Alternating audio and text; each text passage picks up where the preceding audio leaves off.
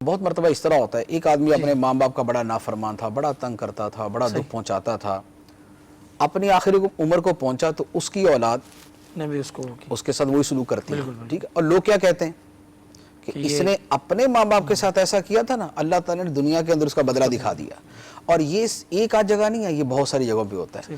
ظالم کو جب بری موت آتی ہے لوگ کیا کہتے ہیں اس کا ظلم کہ اس نے ظلم کیا تھا نا، دیکھا اللہ تعالیٰ نے اس کا انجام کیسا کیا. تو بہت ساری چیزیں ایسی ہیں جس میں لوگ خود تسلیم کرتے ہیں. ایک آدمی یتیموں کا حق آتا تھا، ایک آدمی کے جو ہے وہ گھر کے اوپر بھکاری آیا جو مستحق تھا کہ اس کو دیا جائے، لیکن اس کو نہیں دیا، وہ بھوکا مر گیا.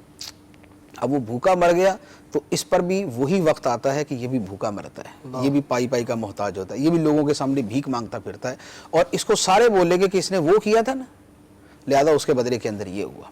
تو کہنے کا مقصد یہ ہے کہ عذاب کی جو صورت ہے، عذاب عام نہیں آئے گا، عذاب عام کے سب ہلاک ہو جائیں اور امت کی امت تباہ ہو جائے، ایسا نہیں ہوگا.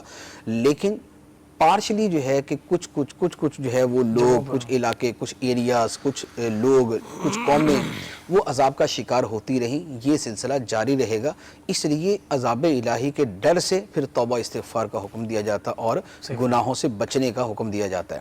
اچھا، اب اسی کے اندر پھر یہ جو چیز میں نے بار بار عرض کی ہے کہ جس کے اوپر بطور خاص یہ وعید بیان کی گئی کہ یہ کرو ورنہ تم پہ عذاب آئے گا، اور عام و خاص سب کو آئے گا. وہ کیا ہے؟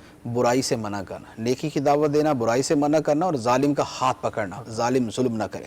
جب یہ تین چیزیں ترک کر دی جاتی ہیں، نیکی کی دعوت بند کر دی جاتی ہے، گناہوں سے روکنا چھوڑ دیا جاتا ہے، ہو رہے ہیں ٹھیک ہے جی، ہو رہے ہیں، خیر ہم تھوڑی کر رہے ہیں.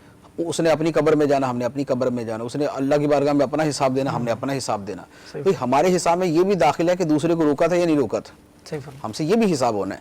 تو اور ظالم کا ہاتھ نہیں روکتے، ظالم طاقتور ہوتا جاتا ہے. اب ظالم جب طاقتور ہوتا جاتا ہے تو نتیجہ یہ ہوتا ہے کہ ایک وقت آتا ہے کہ اس کا وہی ظلم جو ہے وہ ان لوگوں تک بھی پہنچ جاتا ہے جو ایک وقت میں اس کو روک سکتے تھے اور نہیں روکا. تو یہ وہ عذاب کی صورت ہوتی ہے جو گھوم کر دوبارہ انہی کے اوپر آ جاتی ہے.